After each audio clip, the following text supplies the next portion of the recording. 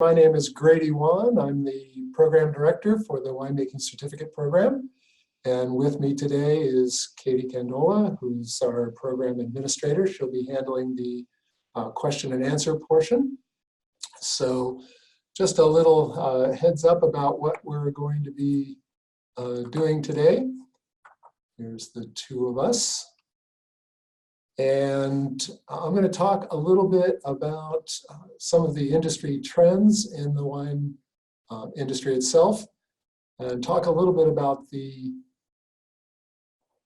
certificate program focus and its features, and then speak about the basic chemistry course, which is new for UCD CPE as a prerequisite for our program, and then talk about some of the individual courses.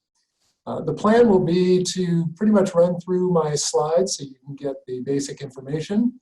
And if you have any questions during the session, there's a little Q&A icon at the bottom of your screen.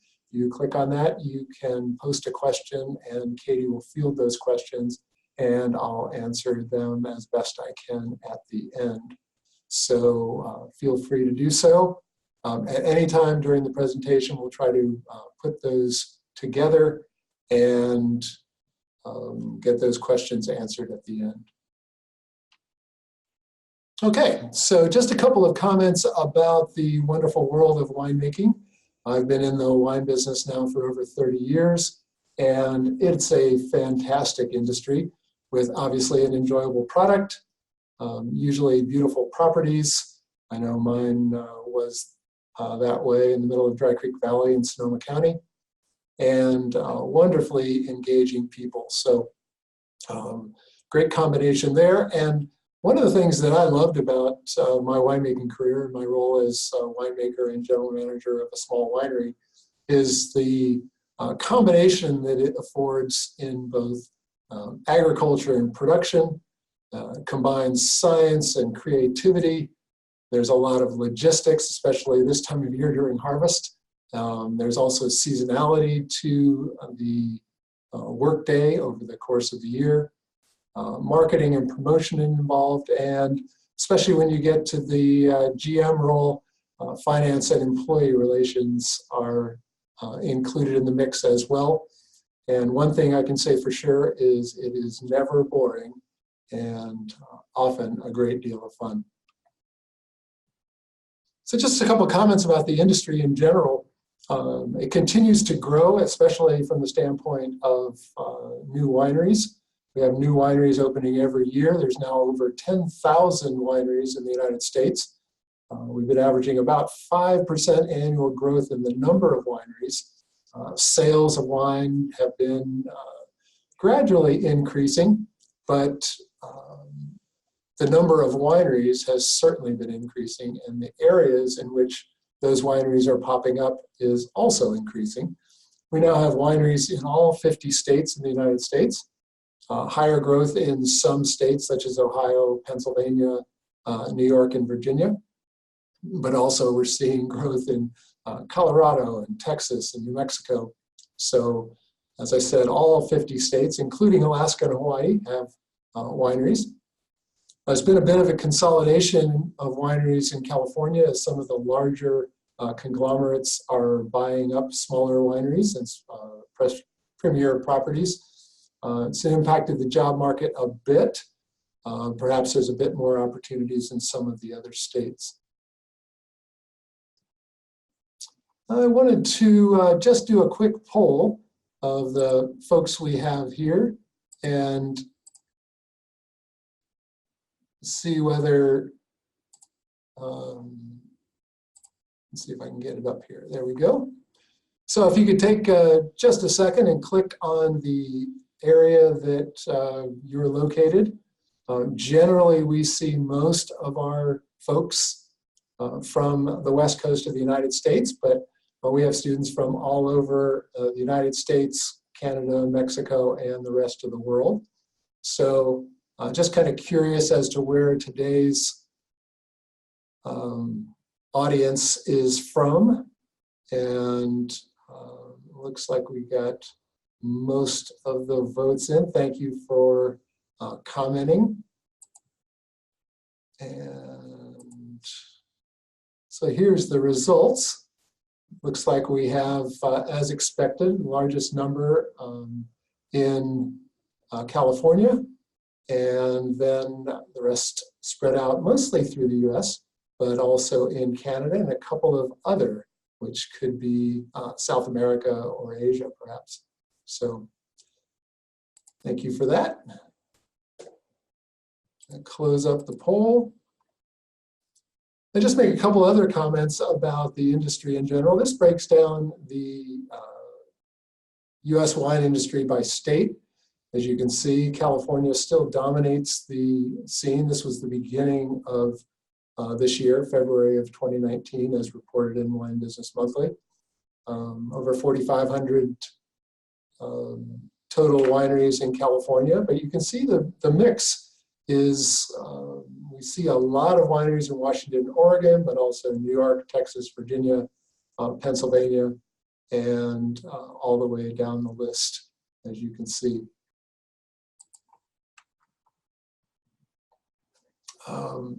This is a different kind of breakdown, same era, the beginning of the year, just looking at the large versus small wineries. And the small wineries, which are classified as 50,000 cases annually or less, make up about 96% of the US wineries. So almost all of them are considered small.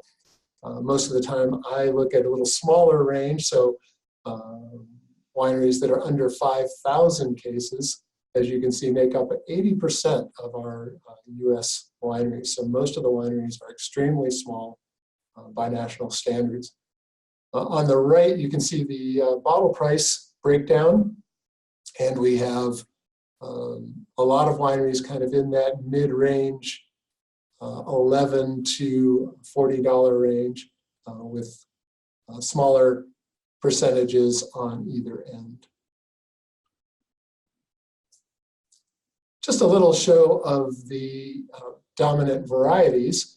Cabernet and Chardonnay continue to be the two widest selling, and both in volume and in sales dollars, as you can see at the top of the chart. It looks as if this year Cabernet is probably going to outstrip Chardonnay as far as grape sales go, and I suspect in the future we will see this chart at the top flip, so that Cabernet being the dominant. You can see the series of red blends are also a major contributor. A lot of that is Meritage Cabernet-based wines, but don't make the 75% Cabernet percentage requirement to be labeled as a varietal. But there are many other red blends as well.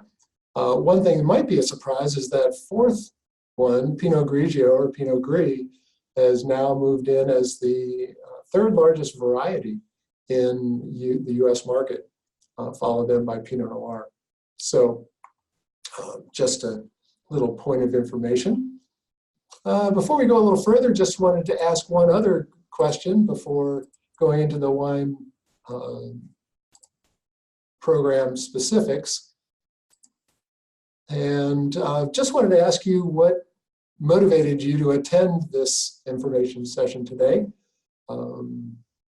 If you can comment just by clicking on the radio button there, whether you're in the wine industry and desire more technical knowledge, or planning to be in the industry in the future, or whether you're a home winemaker, or just generally interested in wine and winemaking ideas, that would be great. So I appreciate we generally have a good mix of people that are in the industry and looking for more technical knowledge, and people that are looking to enter the industry either from another field or a second career. Probably the largest portion of our students are re-entering the wine industry. So, all right, I'm going to close the poll here and share the results. And you can see that we have a lot of people that are planning to enter the industry in the future, and I think that's fantastic. So thank you for your comments there. And I'll take away that. No, let me stop sharing the results and close that. Okay. One of the questions that we always get asked is the salary range for winery personnel, especially winemaking. And unfortunately, the wine industry is not an extremely high-paying industry in general.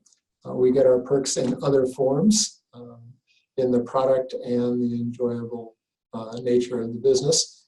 But this gives you an idea of some of the average base salaries. This was the beginning of this year. Again, a Wine Business Monthly survey done actually the end of last year. And they're due to get the annual salary survey out of new numbers next time. But the winemakers, as you can see, generally will increase with increasing winery size. And you can see some of the other industry occupations included there. Some of the other production salaries, since a lot of wineries, a lot of winery personnel will enter the industry as either a cellar worker or an enologist, and you can see those starting levels are a little bit lower, and people work their way up the chain to assistant winemaker and then ultimately to head winemaker. There's also, generally salaries are higher, as I note here, for larger wineries and for occupations like sales manager, CEO, GM, public relations jobs. So now just talking about the winemaking certificate, our goal is to help you learn the science behind the art of winemaking. It's really designed for those that are interested in production winemaking. The entire program is geared around commercial production winemaking, but it may be useful to any person who wants to be in the wine industry and that wants to know more about the science of winemaking. So just a couple of notes about the winemaking certificate focus. You have the opportunity to pursue your passion in winemaking.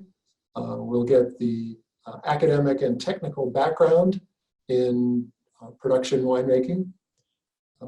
Our goal is to help you understand the chemical and microbiological processes that are involved in the winemaking process, and we hope that will help make better winemaking decisions. Really, that's really the major goal of the program in general, is to help you make better winemaking decisions and ultimately better wines.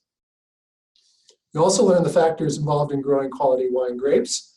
As a winemaker of a small winery, I was responsible for vineyard quality, even though I hadn't had any training in viticulture.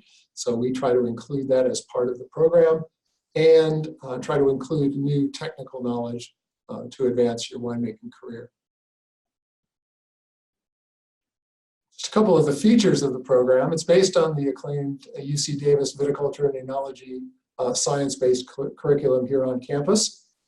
We hire quality instructors with extensive commercial winemaking experience. Most of them are like me, that have at least 25 years of commercial winemaking experience to be able to pass on not just the technical and academic information, but how it actually plays out in the real world winery setting. You'll get online access from anywhere in the world. It's a totally 100% online program and has a flexible course path, both in timing and the course sequence. And possibly most importantly, it gives you networking opportunities, both with people that are already in the business, as well as those who may be joining at the same time you are. Just a couple of the results of the program. Although we have had graduates go directly into winemaking positions, that's somewhat unusual, and usually that's related to a family business. The winery has a family operation, and we're looking for the training to be able to move into the winemaking position. or people that are starting their own winery operation, or move directly into winemaking roles that are outside of California. California, as I said, the industry is well developed and somewhat impacted. So almost all graduates that are looking to get a job in the West Coast wine industry will have to start at some level of production, cellar worker, or enologist position, and move into a winemaking position later on. Just a couple of the program logistics. The certificate program is 5 quarter-long courses, either 10 or 11 weeks each. The program generally takes 18 to 24 months to complete as the quickest you can get it done. Not all courses are available every quarter, and we have a lot of students that just take maybe one class per year, and so it takes longer than 2 years. The costs are shown here. The introductory course, $685, and the remaining 4 courses, because of their intense instructor interaction, are $2,000 each. And then there's a small certificate fee, bringing the total cost as shown there, along with some textbook costs. We can take the introductory course separately without being part of the certificate program, but it is the entry-level course into the program. So here are the 4 courses, and we'll talk about them individually in a minute. But we have an introduction to wine and winemaking class, and then a wine production course, which is always the first in the sequence of the remaining 4 courses, followed in any order by quality control and analysis, viticulture for winemaking, and wine stability and sensory analysis. In order to get into the program, you need to apply to the certificate program. That can be done online before registering for the first wine production class. You can take the introductory course without applying to the certificate program, but beyond that, you need to apply and be approved. There is a requirement of a 1-semester college chemistry as a prerequisite for the program because it is science-based and there is a fair amount of chemistry involved. More on that in a minute. Wine production has a short, usually 3 to 6 month wait list before getting into the wine production class after the intro class. As I mentioned, the last 3 classes can be taken in any order, and Katie will be glad to help you design a program that works for you individually. So I mentioned that we have a chemistry prerequisite of 1 semester of college chemistry, and because the program requires some level of understanding of general biological and organic chemistry, we do require that chemistry prerequisite. There are several options available.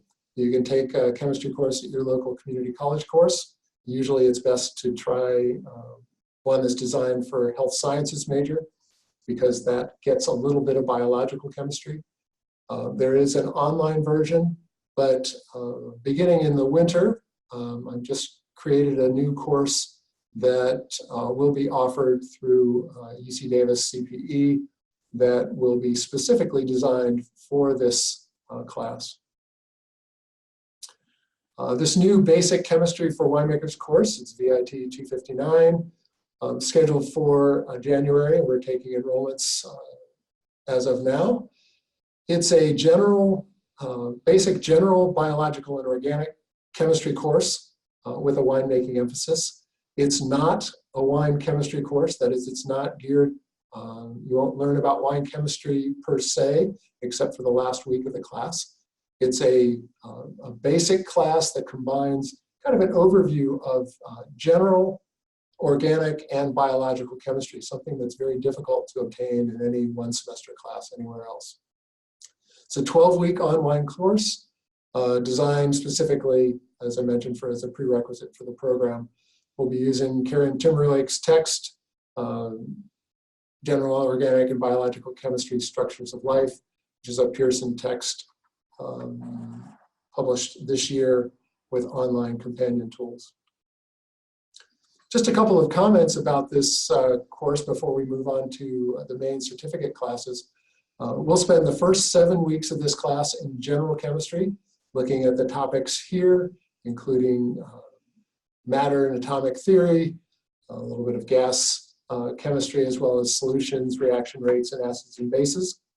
We'll then spend, a couple of weeks looking at organic chemistry, introduction to basic organic chemistry, organic compounds, and some of the major functional groups before moving into a week and a half of biological chemistry, looking at proteins and enzymes, nucleic acids, and metabolic pathways.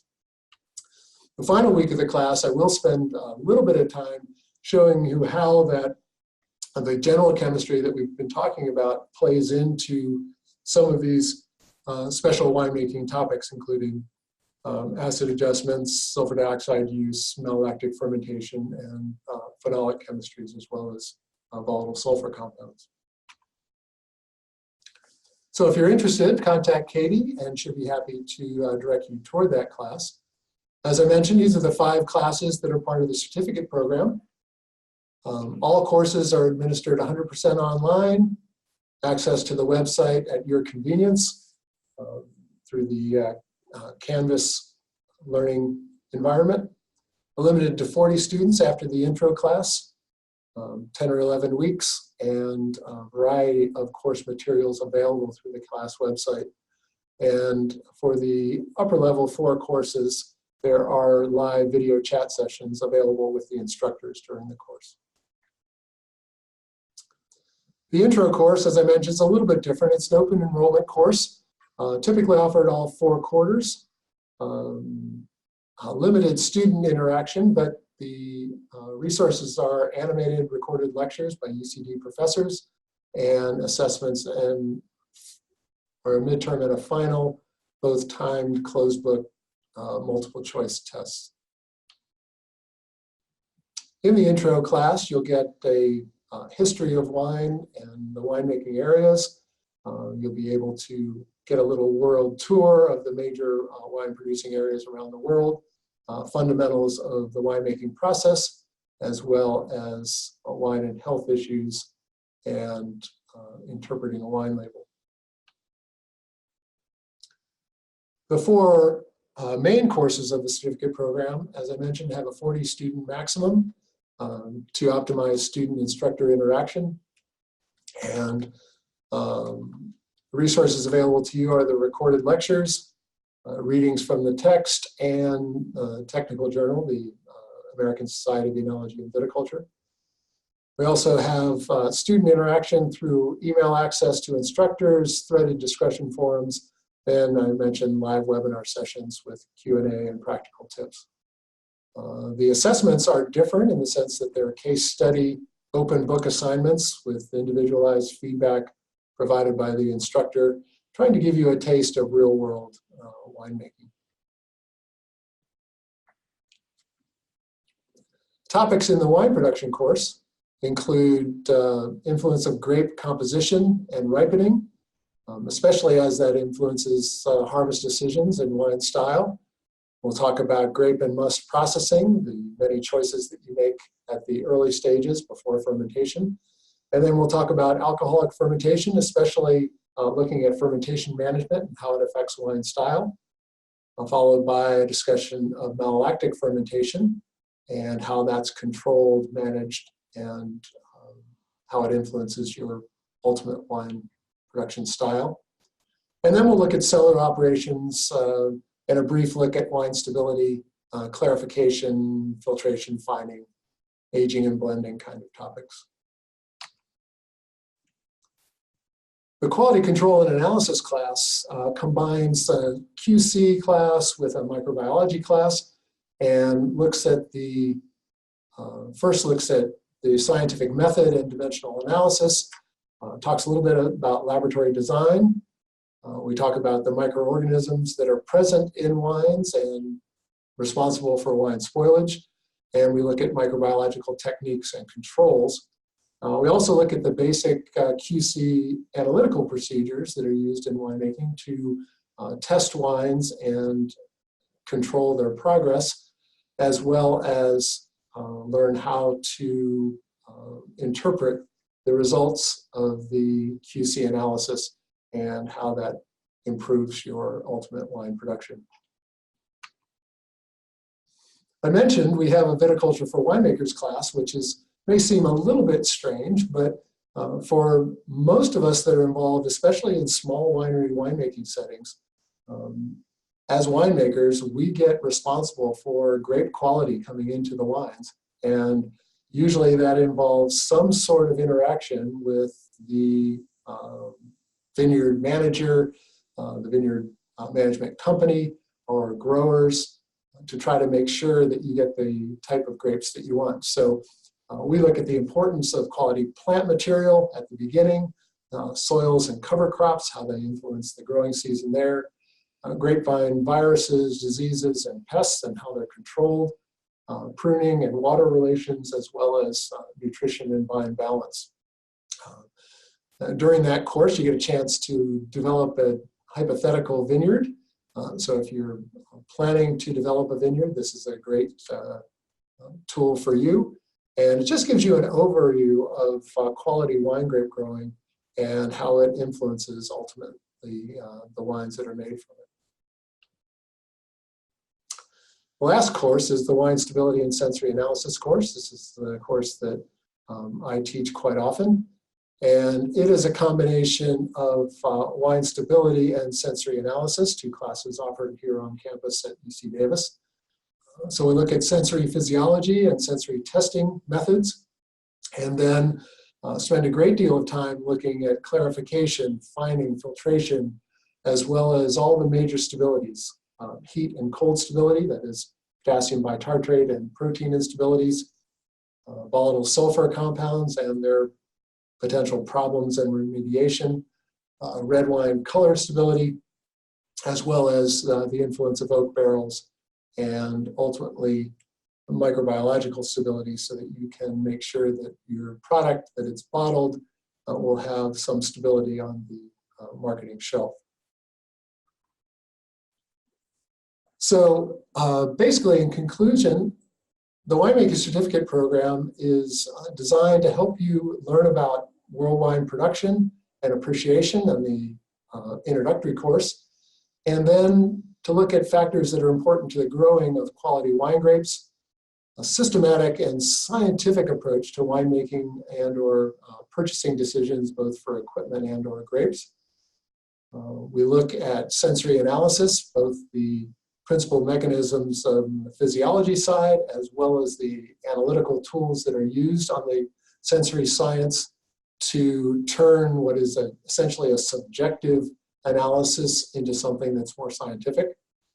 And look at the major faults in wine, imbalance, oxidation, microbiological spoilage, and other instabilities, and how they can be prevented. And ultimately looking at the fundamental principles of analytical chemistry and microbiology, in the idea that all this information will help you make better winemaking decisions and ultimately better wine. So that's it for my primary things. I think I'll ask Katie if we've had some questions from the audience today, and I'll try to answer them. Meanwhile, I think I'll put up a couple of comments from some people that have taken the winemaking program in the past, just so you can get some references and as we go through some of the questions. So, Katie? Hi, I'm Katie Candola. Someone from the info session asked if we will accept a chemistry class from a previous engineering degree. In most cases, science for an engineering degree is sufficient background. We do have some questions on our website if you want to know whether or not your background is either recent or relevant. You can do that, but in general, an engineering degree has plenty of science. So I would say yes. Okay, another question is packaging taught? If so, is canning an option? We do not specifically look at packaging issues from labeling or types of materials that are used, although we do talk about the options that are available. And as canning is a new technology, it is definitely gets mentioned, and we don't spend a great deal of time because it's not the major way that most smaller wineries are packaging wine these days. It's generally reserved for larger wineries, but nonetheless, it is mentioned and discussed. Okay, next question. When the program is over, do students still have access to resources and or advisory contacts like course instructors? Well, we as instructors are not readily available for free consulting after the courses, but the materials are generally available as in downloadable format, so you can get those and keep those for posterity. And I know for myself and for several of the other instructors, we do make friends of students, and we've met them outside of the class setting and do try to help where we can. And so the networking opportunities, both with instructors for information in the future, as well as the downloadable resources, are certainly available. Okay, another participant wants to know if we address the opportunities and challenges of winemaking in places outside of California. That's one of the fantastic aspects of this online setting, is that the student population in these classes is made up of people from all over the country and literally all over the world. So they're working with varieties and in situations that we don't face here in California.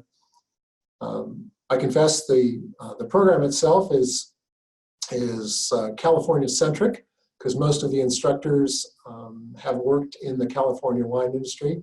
But several of us have also worked in consulting roles and are familiar with wines and varieties grown elsewhere. And what we find is that the peer-to-peer interaction, that is the student-to-student interaction, is also extremely rich. And so people sharing their experiences with other students makes for a tremendous learning environment for all. Okay, another question. Can you get on the waiting list for wine production while taking the intro course? And the answer to that, you can be on the waiting. You can apply to the program at any point. And so that is before, during, or after taking the intro class. Applying to the program puts you on the waiting list for course number 2. That's right. So if you want to be in the queue as early as possible, applying to the certificate program is your best bet. You should do that as soon as you know that you're interested in the program, and that puts you in the queue. It doesn't require you to take a class the next time it's available, but it does put you in the queue in the wait list. So when that's available, you will be able to take that class. Are all course fees due at once? The course fees are due when you enroll for the class. So that's generally in the month or two prior to the class opening. So I know Katie is looking at winter quarter enrollments as we speak, as they will be upcoming. But so generally you will get a notification from Katie that a class is open. Priority is given to students that are later in the program. If they just need one class to finish, and that's the class, they will be given priority first. But then when the class is available to you, you'll get email notification, and that's done on a first come, first served basis. So as soon as you get the notification, if you have interest in the class, you should contact Katie immediately and sign up. And at that point, the tuition for that particular class is due. Okay. Do you have anything else to add to that, Katie? So you pay for each class as you take it. You do not have to give us a lump sum. Correct. Okay, next question is, I know you said you can complete the program in 18 to 24 months, but or you can take one class per year. Is there a time limit? Can I stretch it to 5 to 7 years? You can stretch it. The only thing that we would ask is to stay in contact with Katie to make sure that your name remains on the active list if you're still interested in taking future classes. So otherwise, if you've got a long hiatus from the program, you'll be dropped from her active email list. So you would need to contact her again to get back on the list. But there is no time limit for finishing the certificate. You're welcome to do it at your leisure. People have situations in their life. A lot of people have full-time jobs and they can't take more than 1 quarter a year, and that's fine. Other people try to fit it in as quick as they can because they're trying to make a transition. Just letting you know that that 2-year period is about as quick as you can make the turnaround. That's all the courses lining up perfectly, coming available and available from UCD. Okay, I have a participant who's telling me that she has an engineering degree from Argentina and wants to know if this course could expand my knowledge or is mainly basic. And the students had 1 full year of viticulture and 1 full year of enology. I would suggest that they contact me directly. So why don't you send an email to Katie? The contact information will be forthcoming, and she'll put you in contact with me, and we can discuss what course you've taken, what topics were covered, and whether this would be appropriate for you. Okay, and the next question is, I've had chemistry classes other than in high school. Would it be okay? High school chemistry probably is not sufficient. I plan to make a test available to allow people to basically test out of the prerequisite. And if you had an AP chemistry class, for example, and you're a science person that can test out of that, that will probably be sufficient. But in general, we require a chemistry class from a college. Okay, looks like that's all the questions we have for today. Okay, if there's not, looks like there's, I got a flashing button here. You got a couple on the chat side? Yeah, we've answered those. Okay, good. Well, if that's the case, I want to, let's see whether maybe Katie can post on the chat session her contact information, and that way you can contact her directly. It's also available via the website. Okay, I have a couple more questions coming in. Sure. When is the basic chemistry for winemakers course, or when does it start? And do you recommend taking this course before the wine production course or quality control and analysis? The chemistry course, I would recommend taking before the wine production course. If you don't have a prerequisite for the program, you wouldn't be able to take the wine production course without completing some sort of chemistry prerequisite. This class will begin the beginning of January 2020, and as I mentioned, enrollments are being taken now, so it'll start the first week in January. Okay, another participant is interested in finding out if there are any tasting classes included. A little bit difficult to do tasting classes in the online setting. We have had a few contingents of students get together in the wine country here in Northern California to taste wines together. And we talk about the specifics of how to do tastings, but do not do tastings as part of the program. Another way would be, usually when I talk to my students and they get started with the program, I tell them to hook up with a local winery and get some hands-on experience. You can do wine tasting, you get your foot in the door. That's true. There are also some short courses that are available through UCD's CPE that are offered that are specifically for wine sensory analysis. And so you can check our website for those courses that are generally offered in a one-day format. Okay, looks like that's all we have. That's about it, it sounds like. So if that's the case, I just want to thank you for attending today.